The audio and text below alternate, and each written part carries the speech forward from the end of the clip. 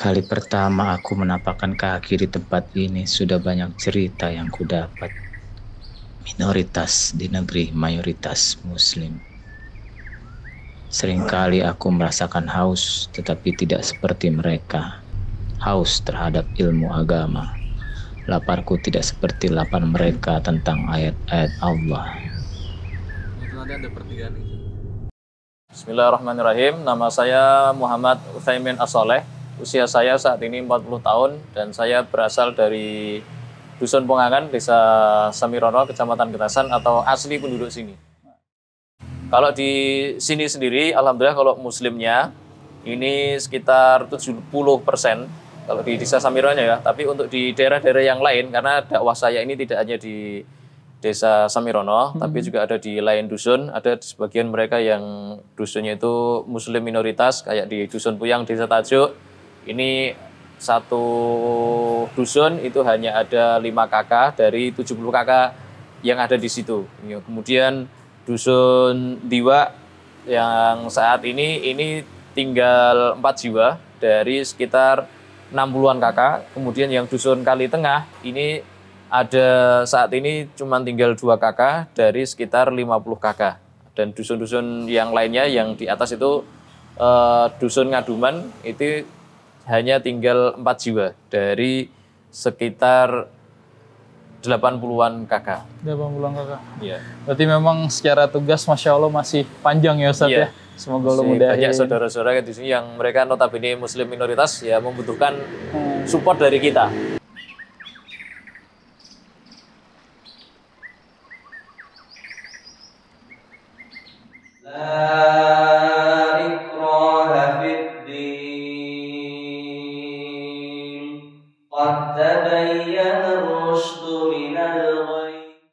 Nama saya Naufal Hilmi Thoriquddin, biasa dipanggil Hilmi. Umur saya sekarang 20 tahun, asal dari Pati, Jawa Tengah. Dan sekarang saya kuliah di Petisiba atau Pondok Pesantren Islam Al-Mutakin, Jepara. Dan sekarang saya duduk di semester 4. Nama saya Budi Prayitno, usia saya udah 48 tahun. Saya berdomisili di Dusun Puyang, Desa Tajuk, Kecamatan Getasan, Kabupaten Semarang. Ustadz Helmi kan saat ini adalah dai yang dipercaya oleh kampus dan juga Yayasan Baitul Maqdis. Khusus di program Tebar Dai Ramadan, Ustadz boleh ceritakan nggak sih kegiatan apa aja yang dilakukan? Ya, alhamdulillah di sini sekarang saya di Desa Samirono. Jadi di sana saya kegiatannya mulai dari bangun tidur, saya di sana imam subuh, kemudian ada kultum subuh atau kajian subuh rajin setiap pagi, kemudian disambung lagi nanti ada TPQ di sore hari setelah asar. Nah, kemudian ada bukber bersama, jadi setiap TPQ itu pasti ada bukber, jadi TPQ kita sampai maghrib. Kemudian setelah sholat maghrib, kemudian isya kita sholat isya, kemudian taraweh, dan di sana kita tambah lagi ada kultum taraweh. Dan di sana di kultum taraweh ini kita tidak hanya di satu masjid. Kita kan kalau kita sekarang tinggalnya atau tidurnya, jadi kita istirahatnya di masjid yang ada di Dusun Pongangan, Desa Samirono. Akan tapi kita kultum dan juga kultum tarawih itu kita lebih ke masjid-masjid yang di situ minoritas. Jadi kita ke desa sebelah mungkin, terus di dusun sebelah, misal di dusun Watu Lawang di sana ada, kemudian di dusun Tawang dan di dusun Puyang. Nah, itu kegiatan setiap hari yang kita lakukan. Dusun Puyang ini tepatnya yang kita saat ini berada ya Ustadz ya? Sekarang yang kita pakai tempatnya ya.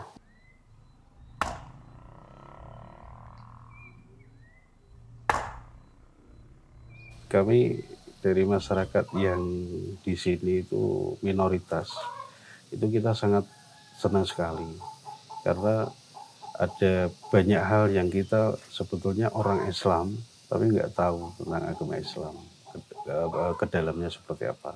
Jadi kami sangat senang banget gitu. Benar-benar merasa terbantu ya Pak ya. Betul. Jika ada pertanyaan bisa langsung ketanya sama dai. Iya, Insya Allah. Iya. Kalau ada ustadz ataupun dai yang kesini yang kemarin dari Baitul Maqdis itu biasanya ngajak teman-temannya itu untuk bisa memakmurkan musola sini. Jadi kalau sholat pun kita jemaahnya terlihat banyak gitu. Ada 2 shop kan gitu. Terus dari ustadz sendiri yang dari dai itu sendiri, ya banyak ilmu yang kita dapat tentang agama, baik itu yang disampaikan itu apa itu hadis ataupun apa itu, ya itu kita bisa tahu lah. Bisa paham. Iya, sedikit banyak kita biar tahu bagaimana itu hidup sebagai orang Islam. Di sini kan Bapak salah satu muslim minoritas ya Pak ya. Kalau ibadahnya dulu itu gimana Pak? Dulu sebelum ada musola itu seingat saya sampai adanya musola itu kalau kita ibadah di rumah. Di rumah itu baru-baru sama sekeluarga itu bapak itu almarhum dulu beli itu loh kain kafan putih itu buat apa namanya? Kalau sekarang buat sajadah lah kalau itu. Kita bareng-bareng tapi kita pas itu di Amben, tahu nggak? Amben itu kayak tempat kita nongkrong tapi lebar terus dikasih bambu-bambu gitu loh.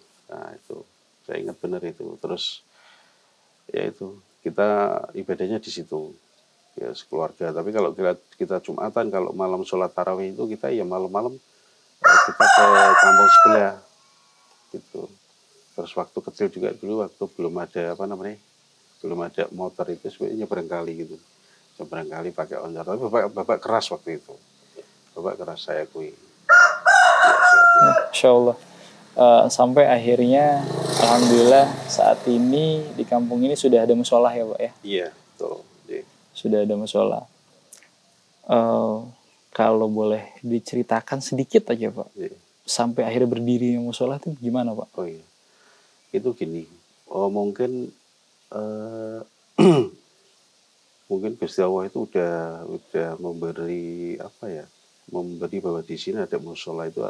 Saya cuma sekedar cerita ini ya, cerita tapi apa yang terjadi. Waktu itu kan saya ingat juga itu. Ibu saya itu pernah ngomong sama saya itu gini. Kalau bahasa Indonesianya itu wah alangkah enaknya ya kalau sore-sore kayak gini kita di masjid bareng-bareng kayak gitu kan. Itu. Waktu itu saya benar-benar nggak tega gitu loh. Saya merasa sakit itu, bener yakin itu. Terus saya udah punya istri ini, saya berencana sama istri saya mau jual ini, saya mau belikan di yang ada dekat masjidnya gitu. Waktu itu, tapi berkendak lain itu belum sempat terjadi. Terus almarhum ibu di rumah sakit, terus sampai suruh belikan tasbih meninggal. Setelah itu kan alhamdulillah ini kita masih adat di kampung-kampung sebelah. Ketika ada orang meninggal kita masih ada yang namanya 7 hari, terus 40 hari gitu kan. Itu kebetulan saya ngobrol-ngobrol sama jamaah sini, jamaah Yasin itu. Kalau depan dedikan musola gimana ya? Saya begitu. Oh benar-benar gitu. Terus mereka semangat. Dan selang beberapa waktu saya nggak tahu juga informasi dari mana. Ada Ustadz Utsaimin itu ternyata membawa dari Baitul Maqdis datang ke sini merespon, kemudian membantu sampai berdirinya musola ini. Dan alhamdulillah. Dan waktu itu mau berdiri saya sama keluarga kan kita cuma serumah terus tambah kakak saya sebelah. Kita ingat-ingat masih ada temannya dari kampung lain itu ke sini tapi dia dulu KTP-nya masih Islam, coba kita lobby. Benar masih Islam, benar. Kita bangun bareng di sini kerja bakti gitu. Masya Allah. Saya dengar cerita Bapak nih tersentuh Pak, sampai ngelihat bahwa tuh berkaca-kaca, memang besar perjuangannya Pak. Tentang orang tua memang seperti itu. Respon dari masyarakat yang di minoritas itu baik kepada kita. Jadi maksudnya di situ masyarakatnya memang membutuhkan bimbingan kita. Karena ketika kita tidak hadir di sana, jadi ada salah satu masjid itu memang sangat membutuhkan. Jadi ketika kita tidak ada, mereka dari masyarakat yang minoritas itu bingung. Jadi nanti kita terawihnya gimana ini? Jadi karena emang mungkin kurang paham terhadap ilmu agama, jadi dia sholat terawih aja dia membutuhkan dai. Jadi ya yang termasuk yang sekarang kita jalani, yaitu program Tebar Dai Ramadan ini, itu dari masyarakat minoritas sangat membutuhkan dan sangat menginginkan itu setiap tahunnya. Kalau khusus di dusun sini itu, kalau kakak kan kepala keluarga itu kurang lebih ada 55. Tapi kalau jumlah jiwa itu 100 hampir 200 lah. Hampir 200, tapi kita di sini sama anak kecil yang kemarin baru lahir itu kita hitung sudah ada 14. Sudah ada 14. 14. Ya, kalau kakak muslim sendiri Pak? Kalau kakaknya itu ada 5, cuman kan satu kakak itu belum tentu kalau serumah itu muslim semua. Iya. Ada yang muslim, ada yang masih non muslim. Pertanyaan terakhir Pak, harapan Bapak sebagai masyarakat di desa minoritas Pak, mungkin bisa disampaikan Pak kepada kami Pak. Harapan saya gini, untuk program-program seperti ini ya keberlanjutan. Yang kemarin kan kita ada Ustadz Utsaimin yang kajiannya cuma hari Ahad atau apa, itu pun kadang karena kesibukan gitu. Mungkin bisa ditambah dai atau gimana. Intinya kita butuh sekali untuk bimbingan-bimbingan seperti itu untuk bisa mendalami agama Islam itu sendiri. Mudah-mudahan di setiap tahunnya ataupun terus-menerus untuk bisa selalu mengirimkan dai-dainya, khususnya di bulan Ramadan ataupun di luar bulan Ramadan. Ya, karena dakwah ini kan perlu berkesinambungan terus, ya tidak hanya di bulan Ramadan, sehingga kebutuhan masyarakat akan dakwah ya ini bisa terpenuhi. Ya tidak hanya di bulan Ramadan saja. Dan mudah-mudahan kepada para hamba Allah, para donatur di luar sana ya bisa ikut berpartisipasi untuk bisa mensupport kegiatan-kegiatan dakwah yang ada di sekitar lereng Purmabu ini melalui Yayasan Baitul Maqdis, ya agar kegiatan dakwah ya bisa terus berjalan di sekitar sini, ya di sekitar lereng Merbabu. Kebaikan-kebaikan dan penyampaian hal-hal yang positif ini selalu bisa tersampaikan kepada masyarakat yang ada di sekitar lereng Merbabu, khususnya mereka yang muslim minoritas, yang du'afa, ataupun mereka yang notabene masuk dalam kategori mu'alaf. Ini betul-betul bisa terus ya mempelajari agama Islam ini dengan baik, sehingga keyakinan mereka akan Islam ini bisa semakin kuat gitu ya. Ini butuh partisipasi dari Bapak Ibu semuanya yang ada di seluruh Indonesia ya, untuk bisa ikut berpartisipasi dalam menyokong berjalannya kegiatan dakwah yang ada di sini. Begitu panjang PR ini, aku hanya bisa berdoa agar mereka terus dijaga dan diberikan kekuatan oleh Allah.